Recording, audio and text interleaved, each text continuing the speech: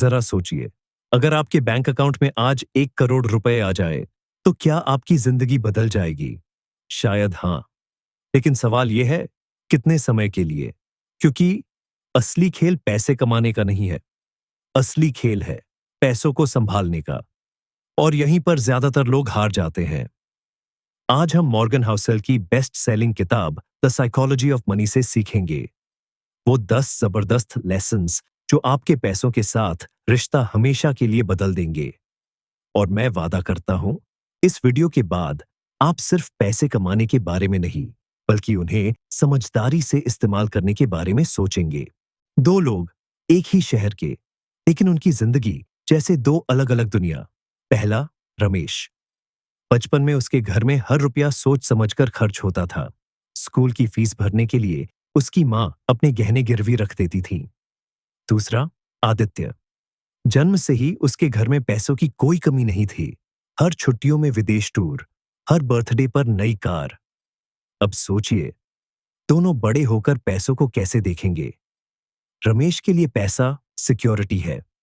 वो हर सिचुएशन में बचत करेगा, रिस्क लेने से डरेगा।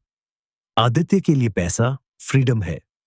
वो रिस्क लेने में कंफर्टेबल रहेगा, क्योंकि उसने कभी तंगी देखी ही नहीं।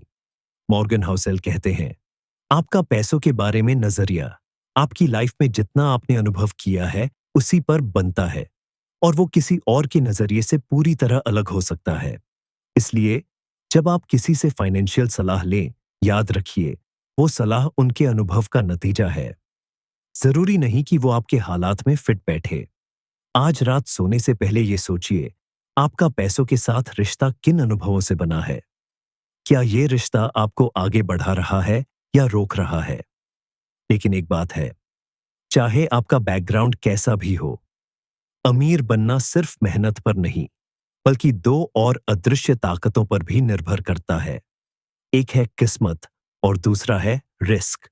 आप बिल गेट्स को जानते हैं, दुनिया के सबसे अमीर और सफल लोगों में से एक।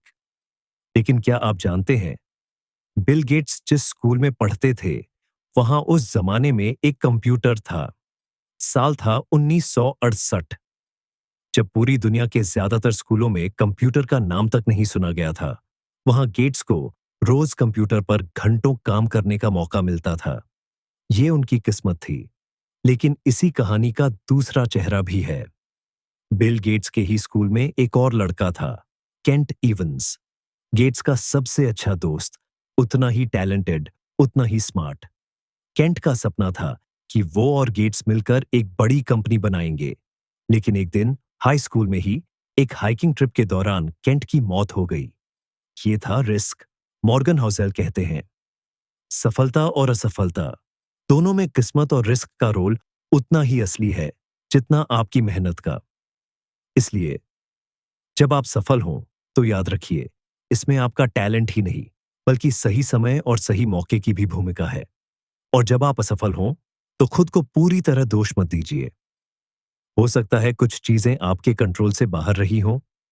अपनी लाइफ के एक बड़े फैसले के बारे में सोचिए, उसमें कितनी भूमिका आपकी मेहनत की थी और कितनी भूमिका किस्मत या रिस्क की। इसे लिखकर समझना शुरू करें, ताकि आगे के फैसलों में आप इन अदृश्य ताकतों को पहचान सकें। लेकिन सोचिए, अगर किस्मत और रिस्क इतने बड़े फैक्टर्स हैं, तो क्या हमें कभी भी और ज्यादा पाने की कोशिश करते रहना चाहिए? या फिर एक समय ऐसा भी आता है जब हमें रुक कर कहना चाहिए, बस अब मेरे पास काफी है? आगे हम इसी मैजिक को समझेंगे, और क्यों इसे भूलना आपकी सबसे बड़ी गलती हो सकती है।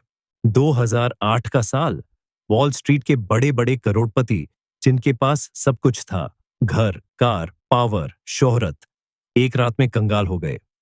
क्यों? क्योंकि उनके लिए संतुष्टि नाम की कोई चीज थी ही नहीं। मॉर्गन होसेल एक कहानी बताते हैं, राजत गुप्ता की। हार्वर्ड से एमबीए, मैकिन्जी के सीईओ, करोड़पति, लेकिन फिर भी उन्होंने इनसाइडर ट्रेडिंग की ताकि और अमीर बन सकें। नतीजा, जेल। यानी जब आपको काफी होने के बाद भी और ज्यादा चाहिए, तो लोभ आपको अंधा कर देता है। सोचिए, अगर आपके पास जिंदगी चलाने, अपने सपने पूरे करने और फ्यूचर सिक्योर करने जितना पैसा है, तो क्यों हम फिर भी और के पीछे भागते हैं? क्योंकि इंसान का दिमाग हमेशा तुलना करता है। आप 10 लाख कमाते हैं तो आप 20 लाख कमाने वाले को देखते हैं। आप 20 लाख कमाते हैं तो आप 1 करोड़ कमाने वाले को देखते हैं।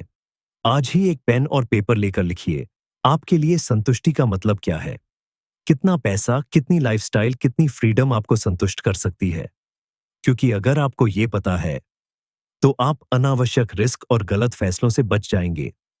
लेकिन एक और सच है, अगर आप जान गए कि कितना काफी है, तो अगला सवाल आता है, उस काफी तक पहुंचना कैसे? और यहीं आता है पैसों का सबसे बड़ा जादू, कंपाउंडिंग। ये वो ताकत है जो धीरे धीरे, चुपचाप आपके सपनों को सच कर सकती है। अब हम समझेंगे कि कैसे छोटे छोटे कदम समय के साथ पहाड़ जैसे नतीजे ला सकते हैं। एक कहानी सुनिए। वॉरेन बफेट, जिन्हें दुनिया के सबसे महान निवेशकों में गिना जाता है, उनकी 84% दौलत उन्होंने 65 साल की उम्र के बाद बनाई। अब सोचिए, क्या उन्होंने 65 के बाद अचानक कोई जादुई निवेश खोज लिया? नहीं। उन्होंने बस बहुत लंबे समय तक एक ही काम किया, निवेश किया और समय को अपना साथी बनाया। यह है कंपाउंडिंग का जादू। कंपाउंडिंग का मतलब है आपका पैसा आपके लिए काम करता है और जो रिटर्न आता है वो भी पैसा कमाना शुरू कर देता है। जैसे एक पेड़ पहले धीमे धीमे बढ़ता है, लेकिन एक बार जड़ें मजबूत हो जाएं तो उसकी शाखाएं तेजी से फैलने लगती हैं। मॉर्गन हाउसेल कहते हैं, compounding works best when you give it time. The most powerful force in investing is patience. समस्या ये है कि हम इंसान शॉर्ट टर्म में नतीजे चाहते हैं। हम चाहते हैं कि आज इन्वेस्ट करें और कल रिजल्ट मिल जाए। लेकिन कंपाउंडिंग का असली मजा तभी आता है जब आप सालों तक अपने पैसे को छुए बिना उसे बढ़ने दें। अगर आप 10,000 रुपए हर महीने एक एसआईपी में 12% के एवरेज रिटर्न पर 30 साल तक लगाते हैं, तो टोटल इन्वेस्टमेंट होगा 36 लाख। लेकिन कंपाउंडिंग की वजह से आपके पास 3 करोड़ से भी ज्यादा हो सकते हैं। यानी आपका समय और धैर्य ही सबसे बड़ा इंजन है। आज ही अपनी इनकम का एक छोटा हिस्सा लॉन्ग टर्म इन्वेस्टमेंट में लगाना शुरू करें, चाहे वो एसआईपी हो, इंडेक्स फंड्स हो या कोई सुरक्षित लॉन्ग टर्म ऑप्शन। और एक नियम बना ले, इस पैसे को कम से कम 10 से 15 साल तक छूना नहीं है। लेकिन एक और बात है, जब पैसा बढ़ने लगता है तो बहुत से लोग उसे गलत जगह दिखाने लगते हैं। महंगी कार, ब्रांडेड कपड़े, सोशल मीडिया पर अमीर दिखना। लेकिन क्या आपने कभी सोचा है कि अमीर दिखना और अमीर होना, ये दोनों बिल्कुल अलग चीजें हैं? अब हम इस फर्क को गहराई से समझेंगे और क्यों इसे न समझना आपको कंगाल भी बना सकता है। आजकल सोशल मीडिया स्क्रॉल करते करते हमें लगता है कि अमीर लोग हर जगह हैं। महंगी कारें, ब्रांडेड कपड़े, विदेश ट्रिप, और हम सोचते हैं, वाह क्या लाइफ है। लेकिन सच्चाई, बहुत बार जो लोग अमीर दिखते हैं, असल में उनके पास उतना पैसा होता ही नहीं। उनकी वेल्थ सिर्फ तस्वीरों में होती है, बैंक अकाउंट में नहीं। मॉर्गन हाउसेल कहते हैं, वैभव वह है जो दिखाई नहीं देता। यानी असली अमीरी वो है जो दिखाई नहीं देती, आपके बैंक अकाउंट, इन्वेस्टमेंट और एसेट्स में छुपी होती है। मैंने एक बार एक ऐसे शख्स को देखा जो हर समय महंगी कार से आता था, डिजाइनर कपड़े पहनता था, लेकिन एक दिन पता चला कि वो गहरे कर्ज में डूबा है। दूसरी तरफ एक रिटायर्ड टीचर को जानता हूं जो साइकिल से मार्केट जाता है, लेकिन उसके पास 5 करोड़ के एफडी और प्रॉपर्टीज हैं। ये फर्क है अमीर दिखने और अमीर होने में। समस्या ये है कि अमीर दिखने के लिए जो पैसा आप खर्च करते हैं, वही पैसा आपकी असली अमीरी बनने से रोक देता है। अगर आप दूसरों को इंप्रेस करने के लिए जी रहे हैं, तो आप हमेशा कर्ज और टेंशन में रहेंगे।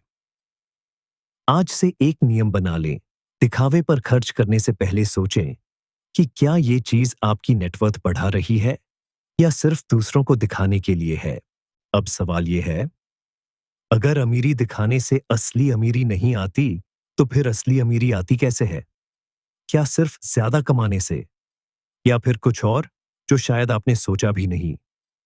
अब हम देखेंगे कि क्यों बचत आपकी इनकम से कहीं ज्यादा ताकतवर होती है।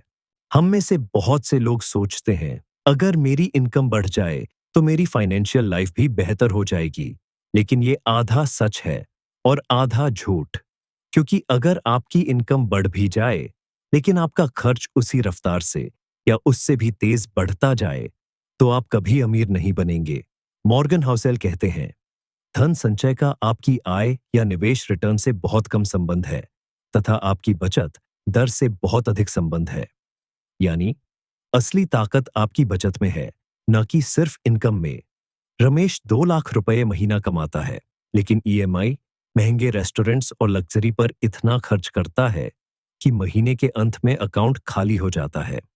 दूसरी तरफ सुरेश 50,000 रुपये महीना कमाता है, लेकिन हर महीने 15,000 बचा लेता है और उसे इन्वेस्ट करता है। 10 साल बाद रमेश के पास शून्य और सुरेश के पास करोड़ों की नेटवर्थ हो सकती है। बचत सिर्फ पैसों का खेल नहीं, ये आदत और माइंडसेट का खेल है। अगर आप ज्यादा कमाने के बावजूद बचत नहीं कर पा रहे, तो ये इस बात का संकेत है कि आप लाइफस्टाइल इन्फ्लेशन के शिकार हो गए हैं, यानी इनकम बढ़ते ही खर्च भी बढ़ा देना। आज से अपनी इनकम का कम से कम 20% सेव करने का लक्ष्य रखें। अपनी पहली खर्च बनाइए, यानी जैसे ही सैलरी आए, पहले बचत निकालें, फिर बाकी से खर्च करें। लेकिन सोचिए, हम आखिर बचत क्यों करते हैं? सिर्फ बैंक बैलेंस बढ़ाने के लिए या फिर किसी और, कहीं बड़े मकसद के लिए?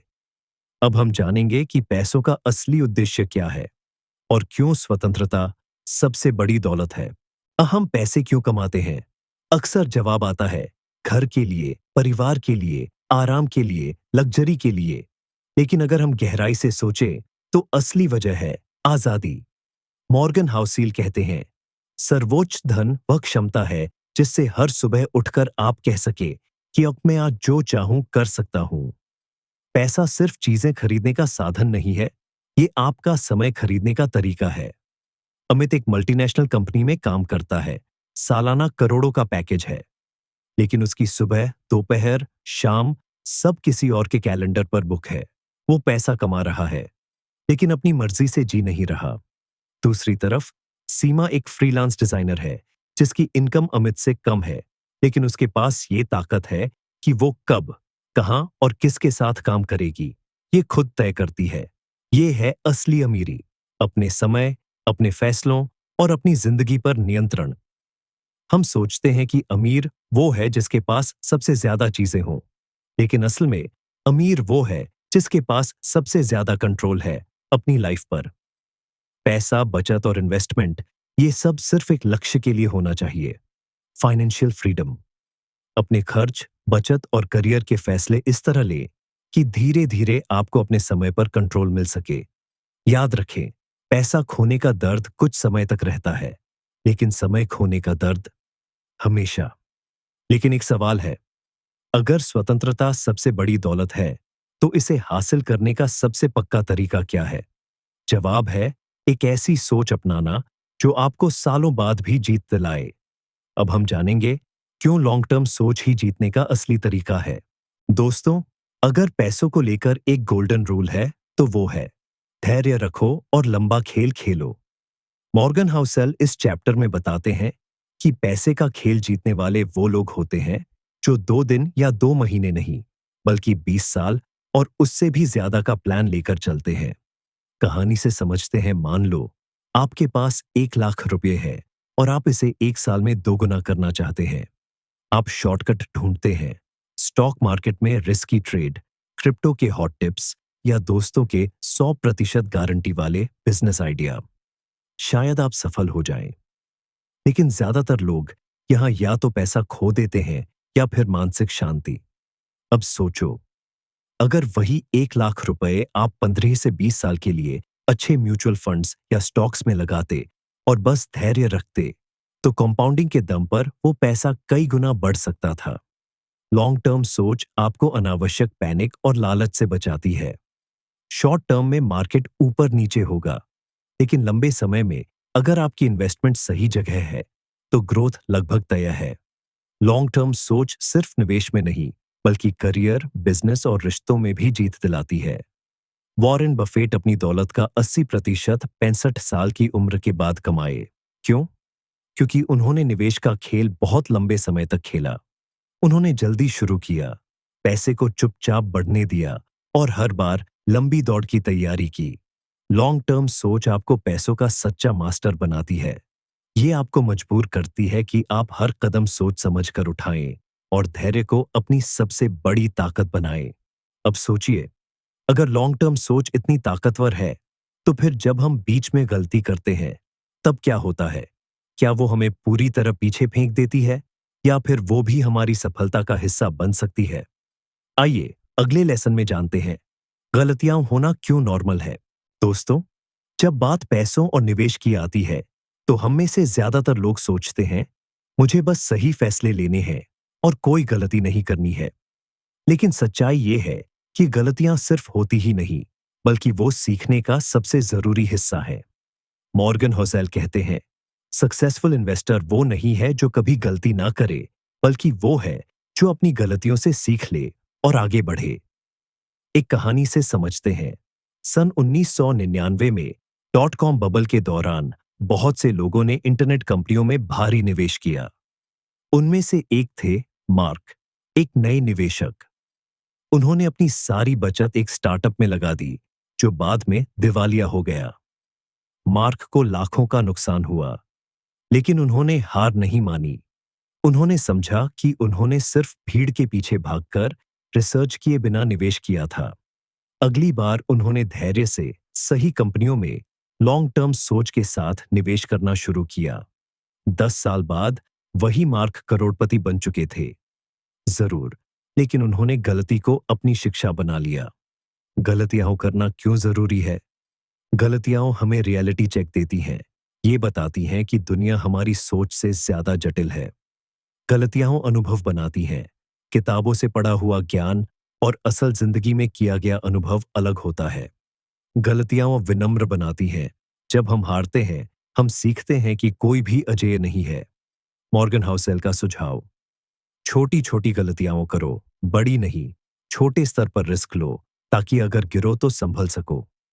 हर गलती से सीख लिख लो, अपनी गलती का ऑडिट करो और देखो कहां दिमाग से नहीं, भावनाओं से फैसले हुए। गलती को शर्म की तरह मत देखो, इसे एक ट्यूशन फीस समझो जो जिंदगी ने तुमसे ली है। सोचिए, अगर आपने 5 साल पहले किसी बेकार कंपनी में 10,000 रुपये निवेश किया और वो डूब गया, तो आपने एक महंगा सबक खरीदा कि बिना रिसर्च कभी निवेश मत करो। अगर आपने वो गलती ना की होती, शायद आज 5 लाख गंवा देते। गलतियां तुम्हें रोकने के लिए नहीं होती, बल्कि तुम्हें और मजबूत बनाने के लिए होती है। असल फर्क इस बात से पड़ता है कि आप गलती के बाद रुकते हो या सीखकर और स्मार्ट तरीके से आगे बढ़ते हो। अगर पैसे के बारे में इतनी सारी गलतियां होना नॉर्मल है, तो फिर क्या हमें पैसे को सिर्फ एक टूल की तरह देखना चाहिए, ना कि जिंदगी का आखिरी मकसद? यही है 10वां लेसन। पैसे को टूल की तरह इस्तेमाल करो, गोल की तरह नहीं। और ये जानना आपकी सोच बदल सकता है। दोस्तों, ये लेसन शायद पूरी किताब का सबसे गहरा मैसेज है। देखो, ज्यादातर लोग पैसों को गोल समझते हैं। मुझे इतने करोड़ कमाने हैं, मुझे इतने लाख की गाड़ी लेनी है, मुझे इतनी बड़ी बंगला चाहिए, और इसमें कोई बुराई नहीं। लेकिन असली दिक्कत तब होती है जब पैसा गोल बनकर आपकी लाइफ का कंट्रोल लेने लगता है। मॉर्गन हाउसेल कहते हैं, पैसा एक टूल है, न कि मंजिल। मतलब पैसा एक साधन है जिससे आप अपनी लाइफ को बेहतर बना सकते हो, अपने सपनों को पूरा कर सकते हो, अपनी आजादी खरीद सकते हो। लेकिन अगर आप इसे फाइनल गोल बना दोगे, तो आप कभी भी संतुष्ट नहीं रहोगे। मुझे याद है, एक इंटरव्यू में किसी ने वॉरेन बफेट से पूछा, आपने इतने अरब डॉलर कमा लिए, अब क्या करेंगे? बफेट ने हंसते हुए कहा, मेरे पास पहले भी एक बेड था, अब भी है। पहले भी मैं 3 टाइम खाना खाता था, अब भी खाता हूं। फर्क बस इतना है कि अब मेरे पास अपनी पसंद से जीने की आजादी है।